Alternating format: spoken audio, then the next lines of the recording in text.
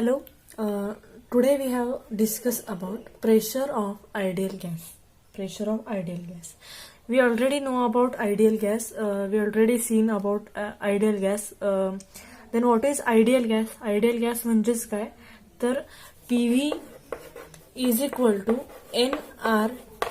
PV is equal to nRT. जे gas हे equation उभे करतात त्यांना काय म्हणतो आपण? आयडियल गॅस असं आपण म्हणतो. मग आयडियल गॅसमध्ये अजून काय होतं? तर आयडियल गॅसमध्ये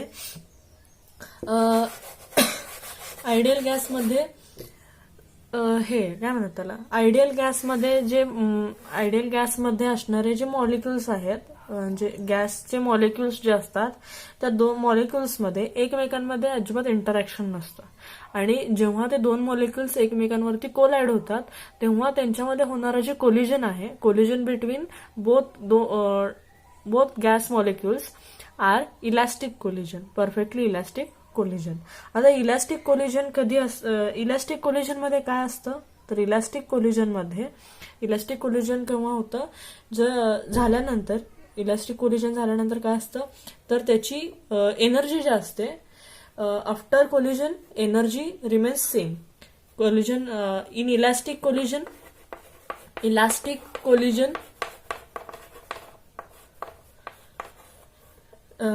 कोलिजन मध्ये बिफोर अँड आफ्टर जी एनर्जी असते, before the collision and after the collision energy remains constant in elastic collision. मग हे इलास्टिक कोलिजन कशामध्ये असतं? तर आयडियल गॅसमध्ये. आयडियल गॅसमध्ये कोणतं कोलिजन असतं?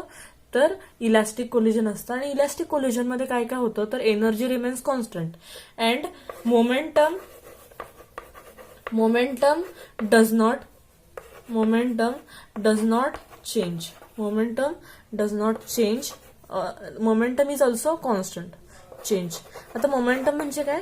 जर तुम्ही ते कोलिजन मध्ये जर तुम्ही 10 मीटर पर सेकंड स्क्वेअर ह्या इतक्या व्हेलॉसिटीने तुम्ही तुमचा जो मॉलिक्यूल आहे तो 10 मीटर पर सेकंड स्क्वेअर इतक्या व्हेलॉसिटीने जर दुसऱ्या एका मॉलिक्यूलवरती किंवा त्याच्या साईडला असणाऱ्या कंटेनरला तो जाऊन धडकला आणि तिथून रिटर्न येताना सुद्धा ह्याची व्हेलॉसिटी काय असणार आहे?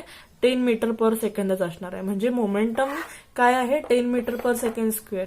म्हणजे कोलाइड व्हायच्या आधी 10 मीटर पर सेकंड स्क्वेअर होतं. कोलाइड होऊन रिपीट येताना रिव्हर्स येताना सुद्धा त्याचं मोमेंटम किती असणार आहे? 10 मीटर पर सेकंड स्क्वेअर. म्हणजे मोमेंटम मध्ये ह्याचे चेंज होणार नाहीये. हे कशामध्ये?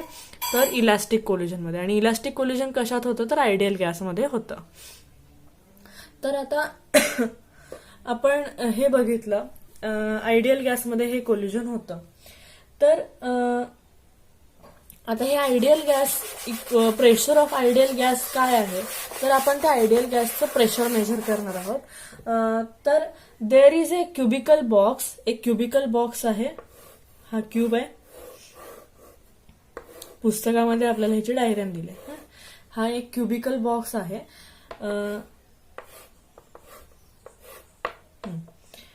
तर आता ह्याच्यामध्ये ही जी साइड आहे त्याची, ही आहे झेड ऍक्सिस. ही आहे त्याची झेड ऍक्सिस. जी वरच्या साईडला जाते ती आहे झेड ऍक्सिस. ह्या साईडला जाणारी जी ऍक्सिस आहे ती आहे त्याची एक्स ऍक्सिस. आणि समोरच्या दिशेला जी येणारी ऍक्सिस आहे ती आहे त्याची वाय ऍक्सिस. आता इथं तुम्हाला दिसेल, इथे काढते मी, Y axis. X Y Z अशा 3 ऍक्सिस. म्हणजेच हे काय आहे? 3 डायमेन्शनल बॉक्स आहे. आता या बॉक्समध्ये अनेक मॉलिक्युल्स भरलेले असतील. गॅसचे अनेक मॉलिक्युल्स असतील किंवा पार्टिकल्स असतील. हे गॅसचे ह्या बॉक्समध्ये आपण भरलेले आहेत. आपण मग अशी तुम्हाला ह्याच्या आधीच्या लेक्चरमध्ये सांगितलं काय? तर 1 मीटर क्यूब मध्ये किती मॉलिक्युल्स असतात गॅसचे?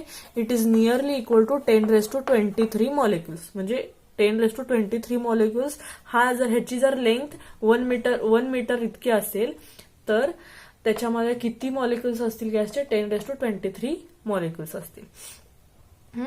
म्हणजे आहेत असं आपण कन्सिडर करूया. आणि ह्या साईडच्या ह्याच्या ज्या साईड आहेत, तर ह्या क्यूब असल्यामुळे ह्याची प्रत्येक साईडची लेंथ जी आहे ती इक्वल असणार आहे. मग आपण ह्याची एक लेंथ आपण काय एल, कॅपिटल एल ही त्या बॉक्सची लेंथ आहे असं आपण कन्सिडर करूयात. मग आता ह्या गॅसचं आपल्याला व्हॉल्यूम काढायचं आहे. गॅसचं ह्या क्यूबचा व्हॉल्यूम काढायचा आपल्याला.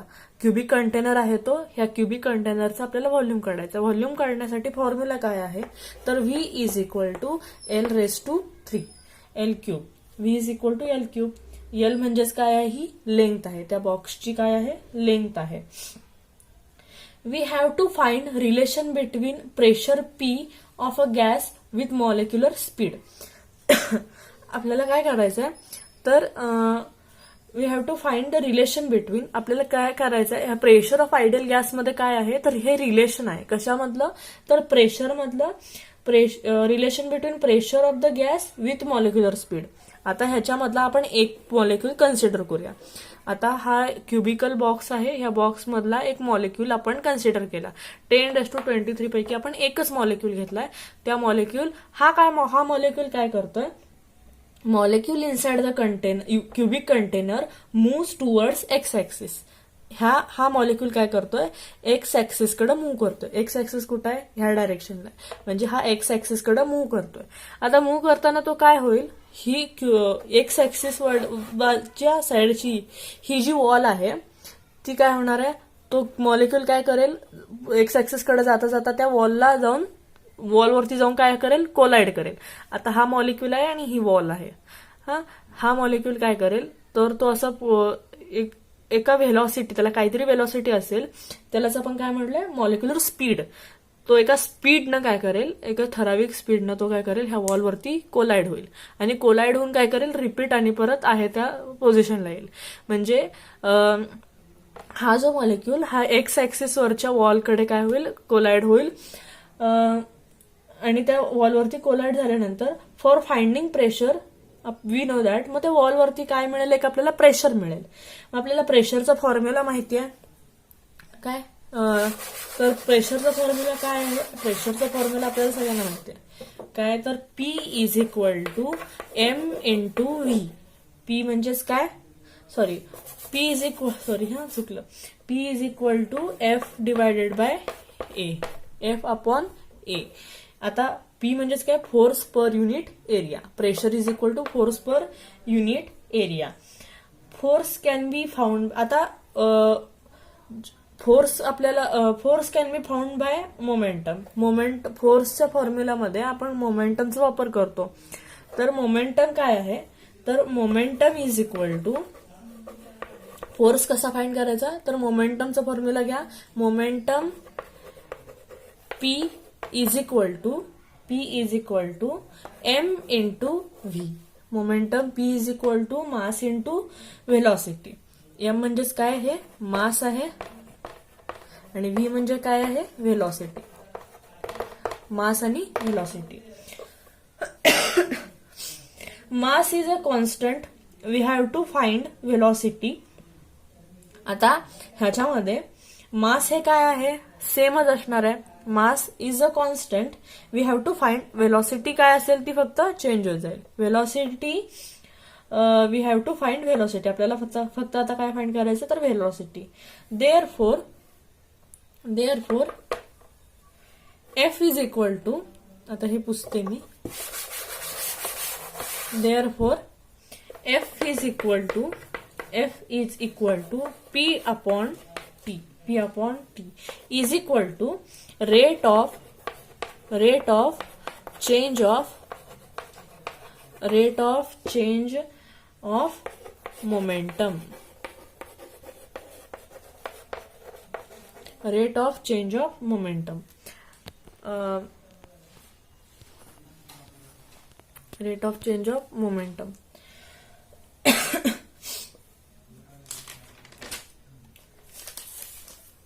Here change in momentum in x component. आता आपलं जे मोमेंटम आहे, change in momentum in x component, तर काय असेल, तर एक्स कॉम्पोनंट म्हणजे आपला एक्स डायरेक्शनला जाणारा जो आपला मॉलिक्यूल आहे किंवा पार्टिकल आहे, त्याचा rate of change of momentum आपल्याला फाइंड करायचं. तर तो कसा करणार, तर डेल्टा पी एक्स म्हणजेच काय, rate of change of momentum in X कशाला घेतले, कारण एक्स कॉम्पोनंटकडे मूव्ह होणार आहे तो. Delta P X is equal to final momentum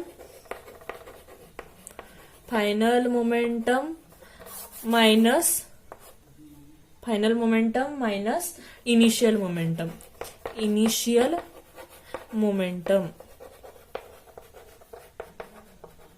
final momentum minus initial momentum is equal to momentum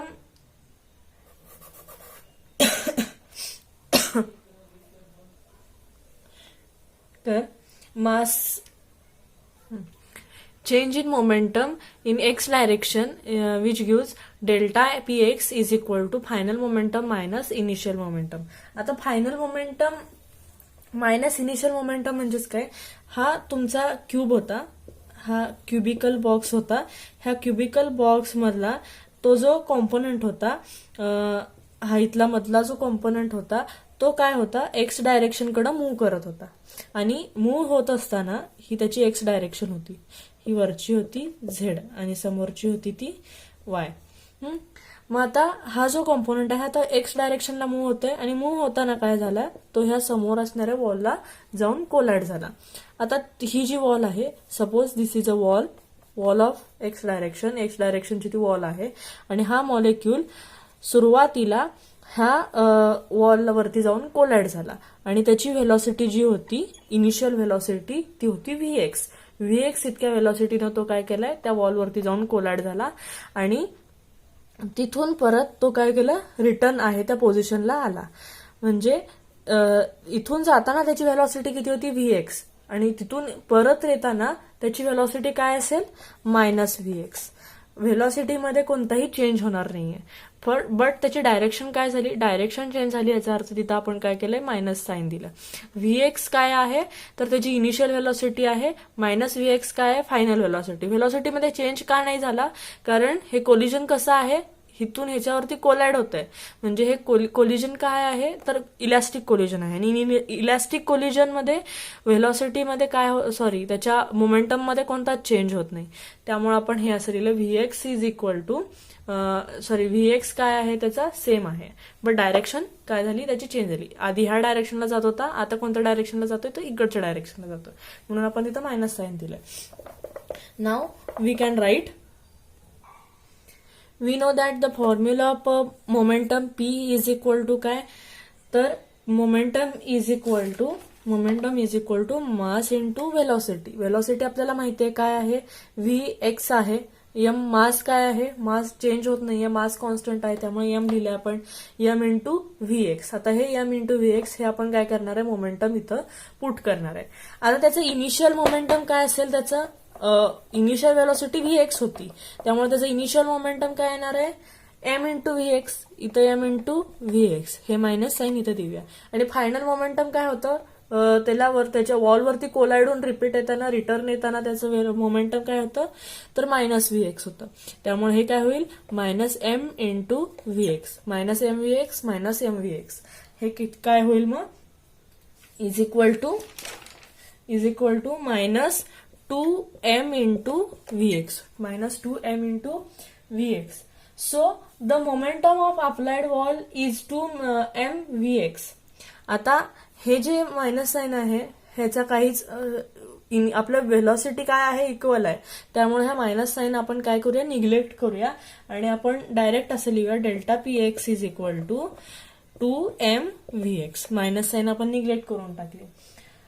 Because direction of velocity is considered, the total distance traveled by the particle of a gas during collision of a molecule and wall, that is 2L. आता total distance, आता त्या मॉलिक्युलने total distance किती काय travel केलं. आता ह्याची कंटेनरची length किती घेतलेली आपण, L. हा कंटेनर आहे, ह्या कंटेनरची ही जी साईड आहे त्या साईडची लेंथ एल होती, ह्या साईडची लेंथ एल असणार आहे, ह्या साईडची लेंथ एल असणार आहे, म्हणजे ह्याच्या प्रत्येक साईडची लेंथ किती असणार आहे, एल इतकी असणार आहे. मॉलिक्यूल इथून ट्रॅव्हल करून ह्या वॉलला धडकून परत इकडून रिटर्न इकडं आहे त्या पोझिशनला आला, म्हणजे त्यानं डिस्टन्स किती ट्रॅव्हल केलं, इथून इथं त्यानं डिस्टन्स ट्रॅव्हल केलं एल, परत इथून इथंपर्यंत येताना त्यानं डिस्टन्स किती ट्रॅव्हल केलं एल, म्हणजे L plus L is equal to 2L. म्हणजे टोटल डिस्टन्स त्यानं किती ट्रॅव्हल केलं त्या मॉलिक्यूलनं, इथून इथं आणि इथून इथंपर्यंत जाईपर्यंत 2L इतकं डिस्टन्स त्यानं ट्रॅव्हल केलं. म्हणजे total distance travelled by the molecule in the container, cubic container is 2L. 2L कसं आलं कळालं, तर तो जो मॉलिक्यूल आहे त्या मॉलिक्यूलनं ट्रॅव्हल केलेलं distance that is 2L distance traveled by the molecule.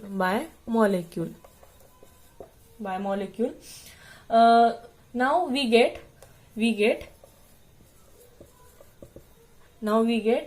delta t is equal to 2L upon v into x.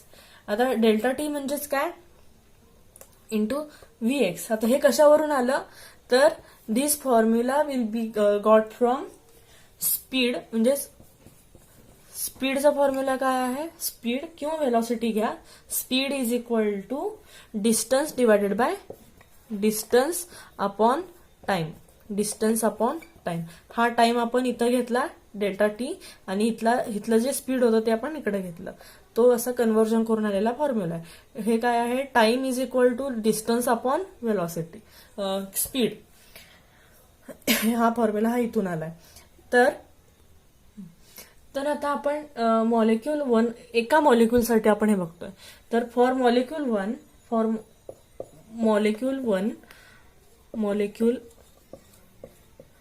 One average force, आता त्या मॉलिक्यूलचा आपल्याला ॲव्हरेज फोर्स काढायचा आहे. Average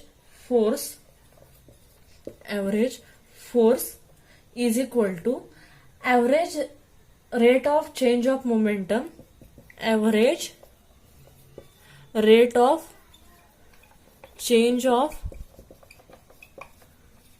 momentum, average rate of change of momentum is equal to momentum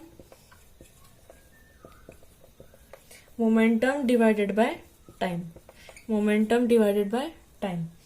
मग आता momentum काय होतं, ऍव्हरेज मोमेंटम आपण मगाशी बघितलं काय होतं ते 2 into M into V X. हे 1 का लिहिलंय, तर आपण कशासाठी बघतोय, एका मॉलिक्यूलसाठी बघतोय. एक्स डायरेक्शन कडे असे भरपूर मॉलिक्यूल जात असतील, त्यातला आपण एकच मॉलिक्यूल घेतला एक्स डायरेक्शन कडे, म्हणून आपण इथं काय लिहिलंय Vx1, Vx1 अपॉन टाइम काय आहे delta T, upon delta T is equal to काय, तर 2mVx1 अपॉन, आता हे डेल्टा टी हा 2L डिवायडेड बाय dx, हे काय करूया आपण त्याच्यामध्ये पुट करूया, काय 2L divided by delta X, 2x divided by delta X is equal to, आता हे काय होईल, हा डेल्टा एक्स इथं वरच्या बाजूला जाईल, म्हणजेच काय तयार होईल आता तिथं, सॉरी तिथं Vx होतं, डेल्टा नाही Vx, त्यामुळे इथं पण Vxच येईल. आता हा Vx काय इकडं वरच्या बाजूला गेला, तर इथं काय तयार झालं, तर हे इथं पण आपण एका मॉलिक्यूलसाठी बघतो, त्यामुळे इथं Vx1 लिहूयात. मग आता हे 2m into Vx1 upon 2L येईल, आणि इथं इंटू Vx1. आता हे Vx1 ह्याचा काय होईल, स्क्वेअर होईल, इथं हा 2 कॅन्सल होईल, उरलं काय m इंटू Vx1 चा square upon L, average force. हे एफ बार का लिहिलं ह्याच्यावरती, एफ बार म्हणजेच काय, जर आपण एखाद्या ह्याचा ऍव्हरेज काढत असू तर ऍव्हरेज डिनोट करण्यासाठी आपण कोणत्याही कंपाऊंड वरती आपण काय करतो, तर एक बार देतो. F bar is equal to MVx1 square upon L. ह्याला इक्वेशन नंबर 1 देऊयात. नाव सिमिलरली फॉर पार्टिकल, आता आपण एका मॉलिक्युलसाठी बघितलं होतं, आता आपण असे similarly we can say that we can write for second particle, third particle, fourth particle and so on with respect to X component. म्हणजे एक्सच्या डायरेक्शनला जाणारे दुसरे, तिसरे, चौथे असे भरपूर मॉलिक्युल जात असतील ना. पहिल्यासाठी बघितलं, आता आपण दुसऱ्या, तिसऱ्या, चौथ्या पार्टिकलसाठी बघू. फॉर एक्स कॉम्पोनंट व्हेलॉसिटी, त्याच्या व्हेलॉसिटीज आर, त्याच्या व्हेलॉसिटीज काय असणार आहे मग Vx2, Vx3, Vx4 and so on. Now the average force for all velocities, therefore average force is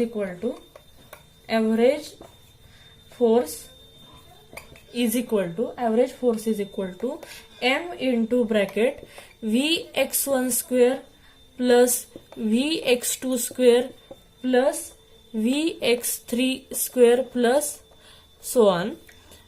average, आता आपल्याला त्यांचा ऍव्हरेज फोर्स काढायचा आहे. मग काय, mass into velocity upon L. मगाशीच हा फॉर्म्युला बघितला आपण. मगाशी काय होतं, M into Vx1 square divided by L होतं फक्त. मग आता आपल्याला ह्या बाकीच्या पण व्हेलॉसिटीज त्याच्यामध्ये ऍड करायच्या आहेत. Mass into Vx1 square plus Vx2 square plus Vx3 square up to so on divided by L. Here आता काय, here pressure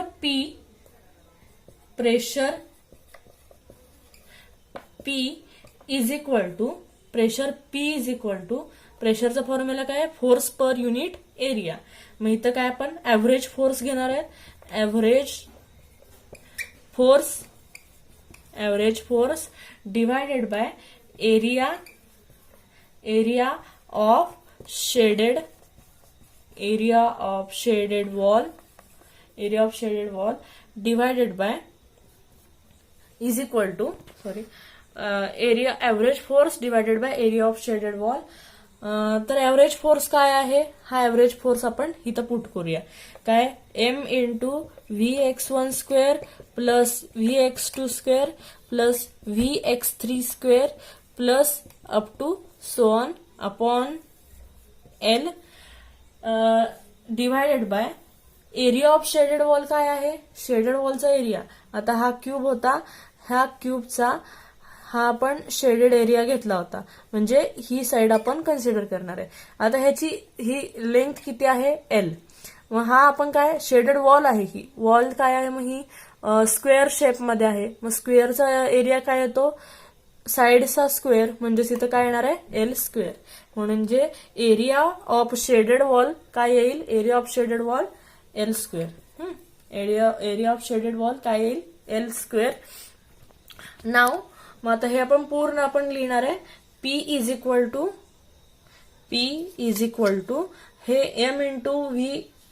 M into bracket Vx1 square plus Vx2 square plus Vx3 square up to so on असे आणखीन particles असतील upon हा L आणि हा L हे दोघे काय होतील, एकमेकांना मल्टिप्लाय होतील.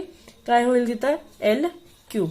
म्हणजेच काय झालं आपलं, P is equal to M into Vx1 square plus Vx2 square plus Vx3 square plus so on divided by L cube. L cube कसं आलं, हा एल स्क्वेअर आणि हा एल, ह्या दोघांचं मल्टिप्लिकेशन झालं एल क्यूब. ह्याला इक्वेशन नंबर किती देणार तुम्ही आता, इक्वेशन नंबर 2. आता आपण ऍव्हरेज व्हेलॉसिटी काढणार आहे. त्यामुळं here average velocity is equal to Vx square bar easy. आता ऍव्हरेज काढणार आहे म्हणून आपण वरती काय लिहिलंय, बार लिहिलाय. V X square bar is equal to, इथं फक्त आता आपण एक्स घेतलंय. एक्स म्हणजेच काय, तर आता ते x1 व्ही एक्स टू ह्याची आपण टोटल घेऊन एकच करणार आहे म्हणून आपण व्ही एक्स घेतलाय. V X one square plus V X two square plus up to V X 3 square plus up to V X N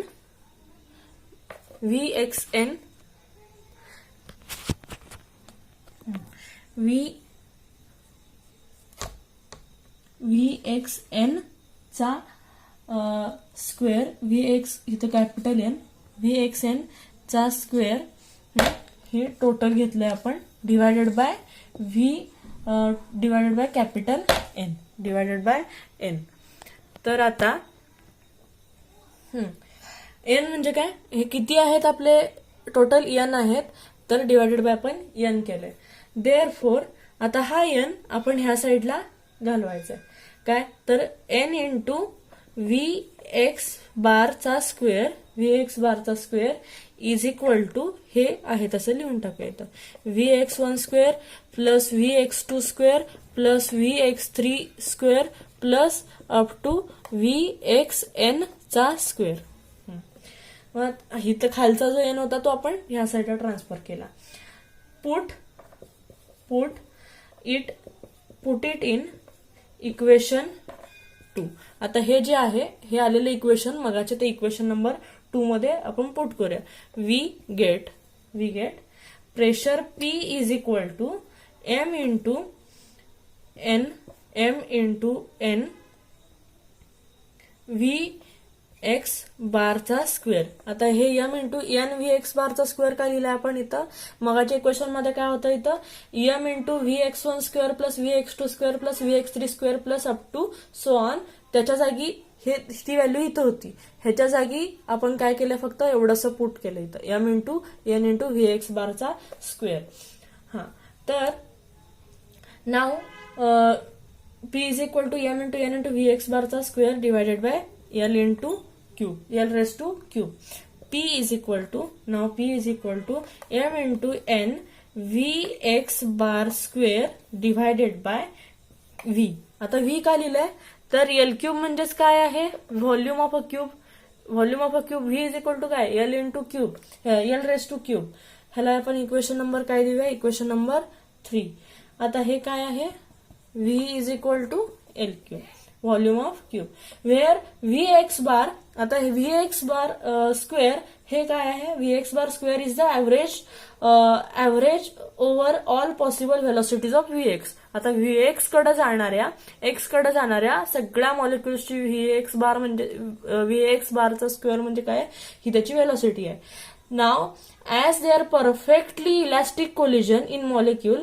आता ते मॉलिक्युलचं परफेक्टली इलॅस्टिक कोलिजन आहे, त्यामुळं आपण काय लिहिणार आहे, तर त्याची कायनेटिक एनर्जी काय असते, कायनेटिक एनर्जी काय असणार आहे, इक्वल सेम असणार आहे, कॉन्स्टंट असणार आहे.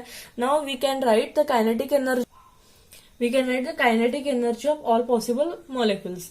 देअरफोर 1/2 कायनेटिक एनर्जीचा फॉर्म्युला काय, 1/2 mv square, 1/2 m into V X bar square. हा, व्हीच्या जागी आपण व्ही एक्स लिहिलंय कारण एक्स कॉम्पोनंट कडे जाणारा, is equal to 1/2 m into V Y bar square. आता आपण आता प्रत्येक डायरेक्शनला जाणारा मॉलिक्यूल बघत बसणार नाहीये, कारण सगळीकडे त्याची हाईट लेंथ काय असेल सेम आहे क्युबिक बॉक्सची, त्यामुळे प्रत्येक ठिकाणी काय असेल सेमच. आतापर्यंत आपण जी इक्वेशन्स बघत आली ती प्रत्येक कॉम्पोनंटकडे जाताना काय असणार आहेत, इक्वलच असणार आहेत. त्यामुळे व्हीएक्सला जे अप्लाय होईल ते व्ही वायला आणि व्ही झेडला सुद्धा सेम अप्लाय होतील.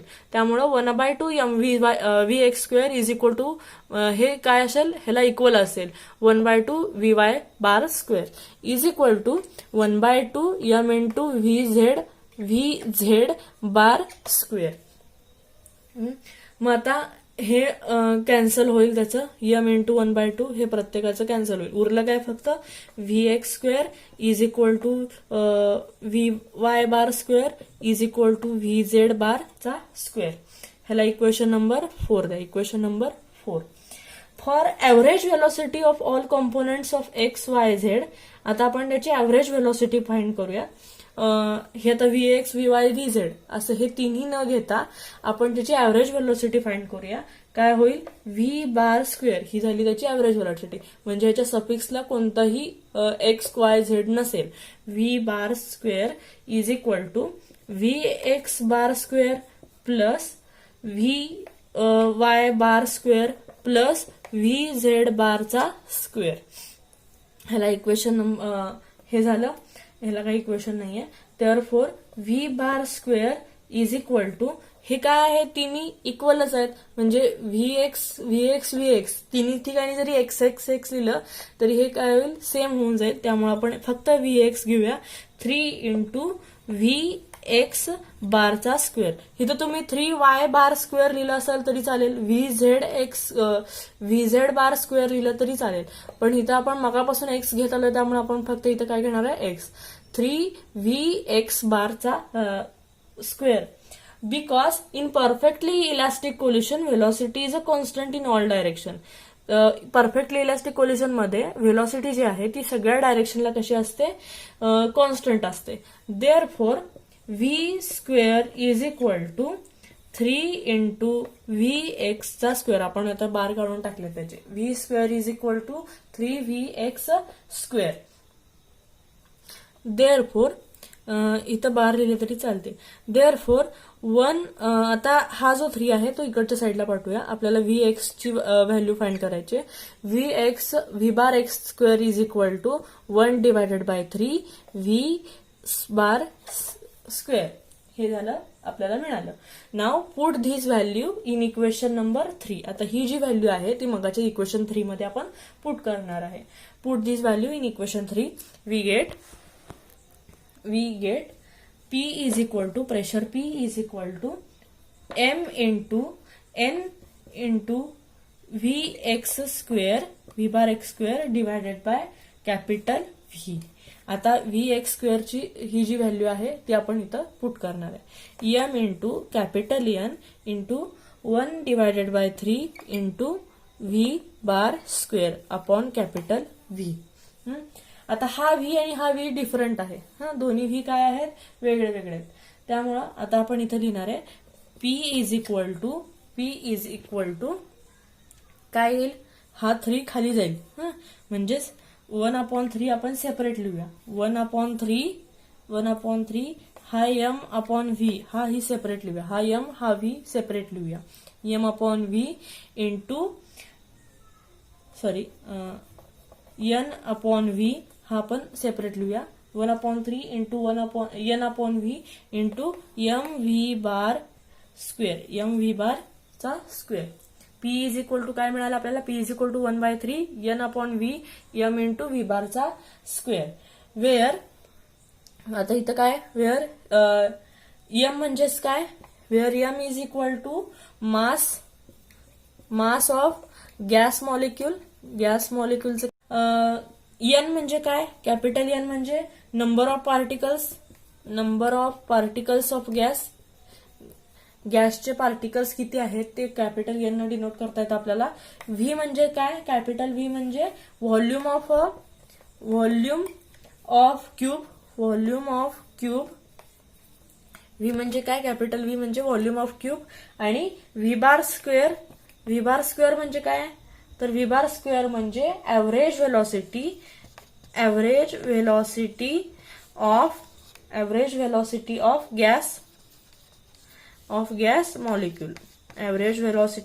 Gas molecule. आता pressure P is equal to 1/3 N upon V into M V bar square. हे आपल्याला काय मिळालं, तर फायनल प्रेशर ऑफ आयडियल गॅसचं इक्वेशन काय आहे, P is equal to 1/3 N upon V into M V बारचा स्क्वेअर. हे मिळालं आपल्याला final equation for pressure of ideal gas. Now आपण एक बघूया काय, तर root mean square RMS speed आपण बघणार आहे. तर हे आहे तसं असू दे इथं एम व्ही बारचा square, route mean square RMS speed त्याला. तर आता आपण बघणार आहे रूट मीन स्क्वेअर आरएमएस, त्यालाच RMS असं म्हणतात. RMS म्हणजे रूट मीन स्क्वेअर. हे आपण बघूयात. ह्याच इक्वेशनवरून, प्रेशरच्याच इक्वेशनवरून ते फाइंड केलेलं आहे. तर ह्याच्यामध्ये P is equal to 1/3 N/V into M/V बारचा स्क्वेअर हे इक्वेशन यूज करायचं आपण. देअरफोर आता हे जे 3 आहे ते 3 आणि हे V हे दोन्ही डिनॉमिनेटरचे कॉम्पोनंट आपण ह्या साईडला ट्रान्सफर करूया. 3PV is equal to capital N into M/V बारचा square. Therefore V bar square, आता हा V बार स्क्वेअर फक्त इकडे ठेवूया आणि हे N आणि M आहे ते ह्या साईडला ट्रान्सफर करूया. Is equal to 3 into PV upon N into M. हे पुस्तकामधल्यापेक्षा जरा वेगळं इक्वेशन आहे. हे इझी पूर्ण स्टेप वाईज आहे, त्यामुळे हे लिहून घ्या. तुम्हाला नोट्समध्ये पण दिलंय. ऑल्सो वी नो दॅट काय तर PV is equal to N into RT. हे काय आहे? आयडियल गॅस इक्वेशन आहे. PV is equal to NRT हे काय आहे? Ideal gas equation. Therefore V bar square is equal to आता इथं काय आहे? PV आहे. आता इथं पण PV आहे. PV इज इक्वल टू काय? NRT. मग हे NRT आपण ह्याच्यामध्ये पुट करूया. V bar square is equal to 3 into NRT upon N into M. आता इज इक्वल टू काय लिहिणार आहे? Is equal to V bar square is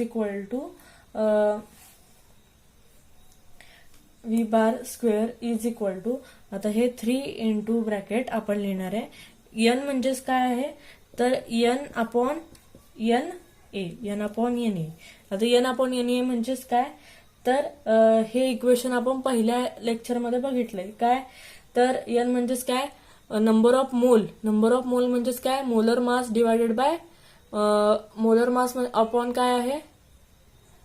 molar mass upon N म्हणजे काय? तर number of mass, total mass upon molar mass, atomic mass upon molar mass. ते N च्या जागी आपण ते पुट केलं into R into T divided by capital N into small m. हे आपण पुट केलेलं आहे. इथं आपण लिहूया वेअर N स्मॉल n इज इक्वल टू काय? तर N अपॉन NA. तर आता हे जे NA आहे ते डिनॉमिनेटरला येईल, त्यामुळं N is V bar square is equal to 3 into capital N into R into T divided by NA into capital N into M. आता ह्याच्यामध्ये हा N आणि हा N gets cancel. Now we can write. आता आपण लिहूया taking. आता ह्या आपल्याला काय करायचं आहे? ह्या पूर्ण क्वांटिटीचा स्क्वेअर रूट घ्यायचा आहे. Taking square root of both साइड्सचा स्क्वेअर रूट घेऊया. काय येईल स्क्वेअर रूट? बोथ साइडचा स्क्वेअर रूट घेऊया. तर V बार स्क्वेअर हेला आपण रूट मध्ये घातलं, स्क्वेअर रूट घेतला आणि ह्या क्वांटिटीचा सुद्धा आपण स्क्वेअर करूया. इंटू काय येईल?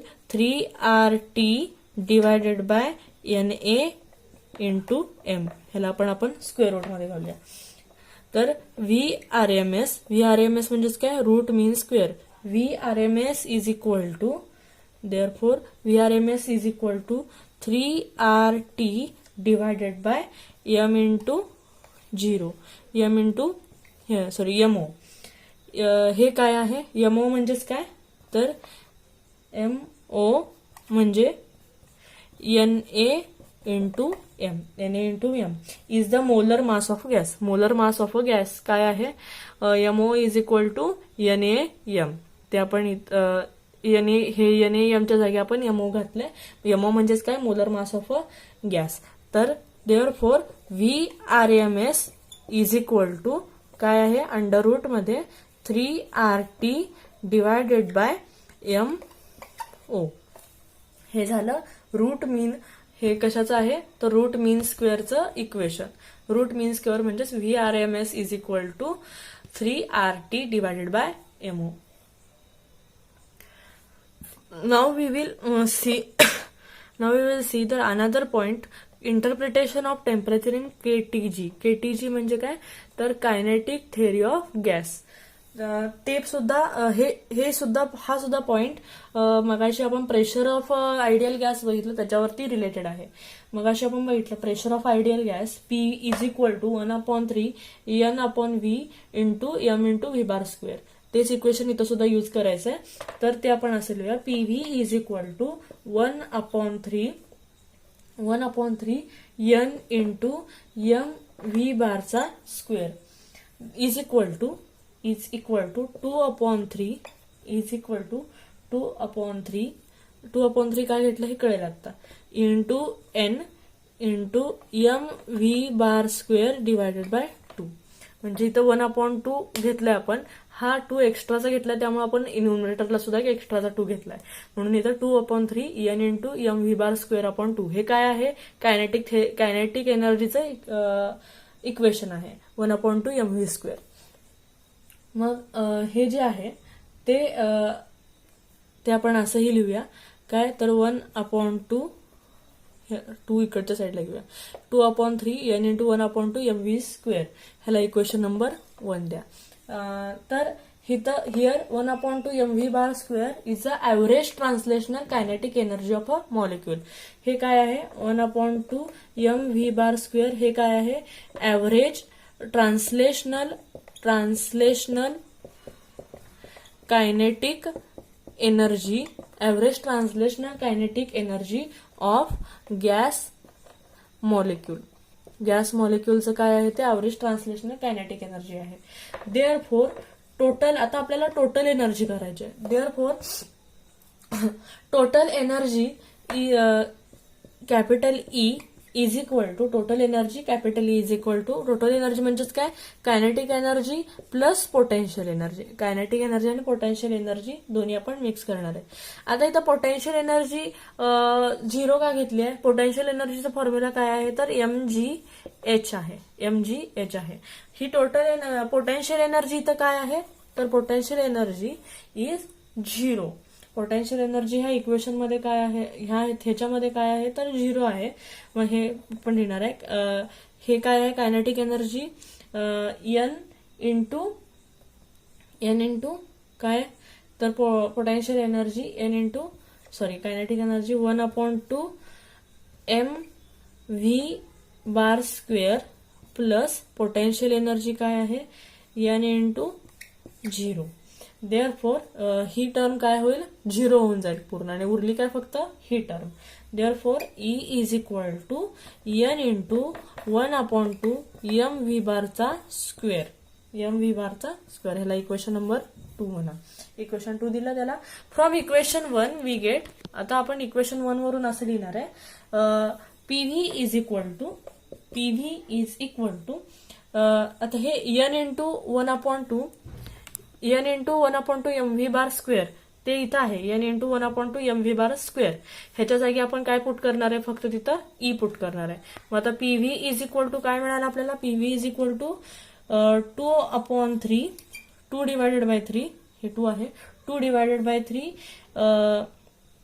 काय 2 डिवायडेड बाय 3 इंटू E. हे पूर्ण इक्वेशनसाठी आपण काय फक्त पुट केले E.